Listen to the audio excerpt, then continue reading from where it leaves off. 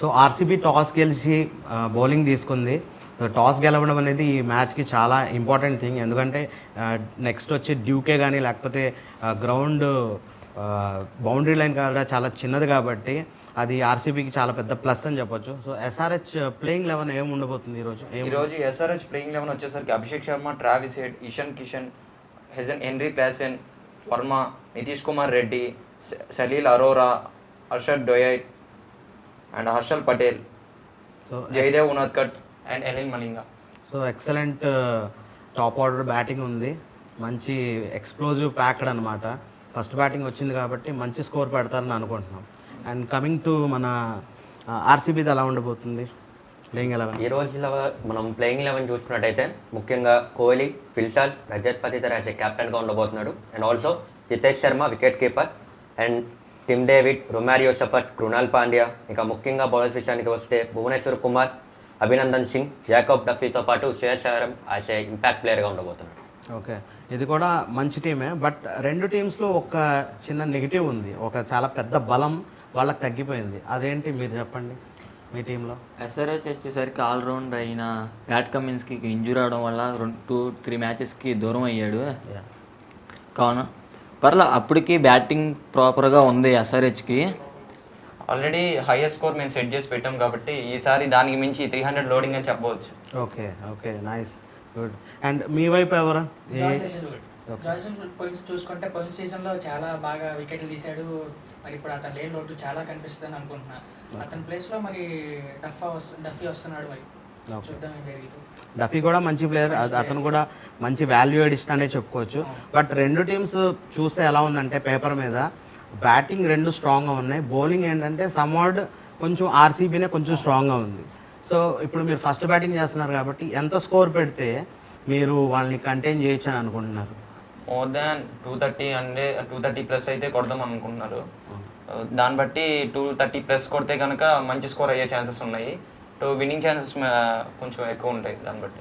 Okay, and coming to RCB, ఒకవేళ వాళ్ళు చెప్పినట్టు ఎస్ఆర్హెచ్లో మంచి స్కోర్ వస్తే కనుక 230-240 వస్తే కనుక ఆర్సీబీ ఎలా ఆడుతుందని మీ అనాలిసిస్? చూసుకుంటే ఇప్పటి వరకు కూడా ఉన్న కొంతమంది బ్యాటర్స్ అనే ఫామ్లో ఉన్నారు, ఇంకొంతమంది ఫామ్లో లేరు. కాబట్టి చూసుకున్నప్పటికీ ఈ టీం అనేది ఎంత చూసుకున్నట్టు స్ట్రాంగ్గా ఉంది కాబట్టి వీళ్ళు ఎంతవరకు అనుకున్నా చేసే ఛాన్సెస్ అనేవి ఎక్కువగా ఉన్నాయి. Okay, and player to watch out, A player ఈరోజు ఇంపాక్ట్ చూపిస్తాడు బ్యాటింగ్లో కానీ బౌలింగ్లో కానీ ఎస్ఆర్హెచ్ వైపు నుండి మీరు అనుకుంటున్నారు? ఎస్ఆర్హెచ్ తరపు నుండి Abhishek Sharma, Ishan Kishan, Travis head, Klaasen వీళ్ళు నలుగురు ఫామ్లో ఉన్నారు. అండ్ ఆల్సో సలీల్ అరోరా అనేది అతను రీసెంట్గా జరిగిన సయ్యద్ ముస్తక్ అలీ ట్రోఫీలో అతను ఇషాన్ కిషన్ ఇద్దరు కలిసి కొట్టిన స్కోర్ 300 దాటి ఉంది. సో ప్లస్ వాళ్ళ ఒక స్ట్రైక్ రేట్ అనేది 180 ప్లస్ అన్న ఆశ్చర్యకరం. మ్యాచ్లో వాళ్ళిద్దరు పర్ఫార్మెన్స్ చాలా బాగుంది. సో ఈ మ్యాచ్లో కూడా టాప్ ఆర్డర్ మంచి ఫైర్ అయితే కనుక ఎస్ఆర్హెచ్ ఖచ్చితంగా 230 మార్క్ ఏదైతే ఉందో వాళ్ళు సింపుల్గా బ్రేక్ చేసేస్తారు.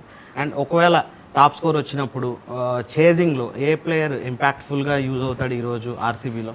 ఈసారి మనం చెప్పాల్సిన అవసరం లేదు. ముఖ్యంగా విరాట్ కోహ్లీ కింగ్ కాబట్టి తను ఈజీగా దాన్ని అయితే చేసి చేయగలుగుతాడు. అండ్ ఆల్సో తను ఎంత ఇంపాక్ట్ చేజింగ్ చేసేటప్పుడు చేయగలుగుతాడో అబ్సల్యూట్లీ మనం చెప్పాల్సిన అవసరం లేదు. కాబట్టి తను చేజ్ మాస్టర్. సో అబ్సల్యూట్లీ ఈ కెన్ ప్రూవ్ ఇట్. మళ్ళీ ఈసారి మన తను చేయగలుగుతాడా లేదా అనేది చూడాల్సి ఉంటుంది.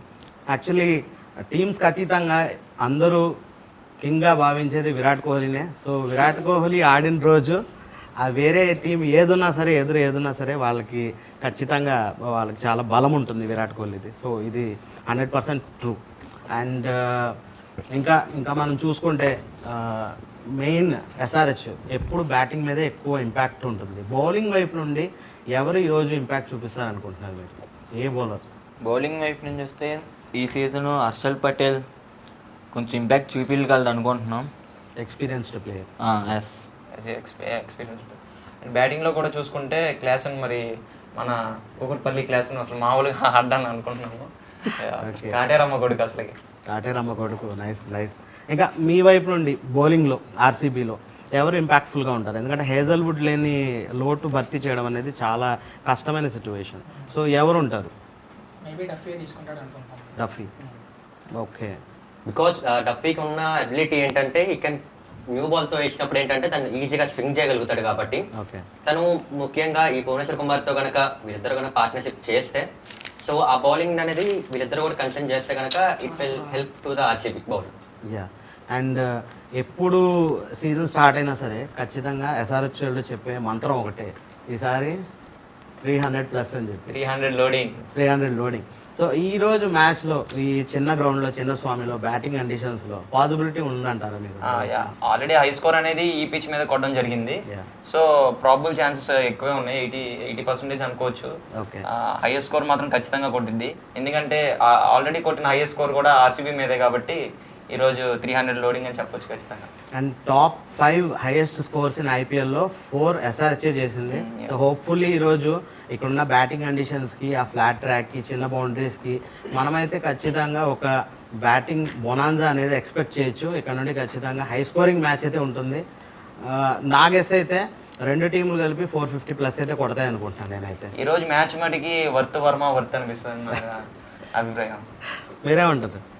అబ్సల్యూట్లీ, ఎందుకంటే రెండు టీమ్స్ చూసుకున్నప్పటికీ కూడా బ్యాటింగ్ సైడ్ చాలా స్ట్రాంగ్గా ఉంది. ఎవరు ఎక్కువగా చేస్తారు అనేది పక్కన పెడితే ముఖ్యంగా ఎవరు ఓపెన్ చేస్తారు అనేది ఇక్కడ ముఖ్యంగా ఉండబోతుంది. ఎందుకంటే ఎవరు ఓపెన్ చేస్తే వాళ్ళే కదా చేయాల్సింది ఆ టార్గెట్ని, కాబట్టి చూడాలి. అండ్ ఇంకొక ట్రివియా కూడా ఉంది, ఎవరైతే స్టార్టింగ్ మ్యాచెస్లో మంచిగా పర్ఫామ్ చేసి గెలుస్తారో వాళ్ళే కప్ తీసుకున్నారని ఉంది. సో ఈరోజు ఎవరు గెలుస్తారు అనుకుంటున్నారు మీరు? ఈరోజు ప్రాబబ్లీ చెప్పాలంటే 50-50 ఛాన్సెస్, బట్ హైయెస్ట్ స్కోర్ మాత్రం సన్ రైజ్ నుంచి ఎక్స్పెక్ట్ చేయొచ్చు. మరి దాన్ని చేస్తుందా లేదా అనేది మరి ఆర్సీబీ మీద టైమే చెప్తుందండి. టైమే. సో ఒకవేళ మీ లవ్ ఫర్ ద టీమ్ చూపించాలనుకుంటే ఏమైనా హ్యాష్ ట్యాగ్స్ ఏమైనా ఉన్నాయా ఈ ఇయర్?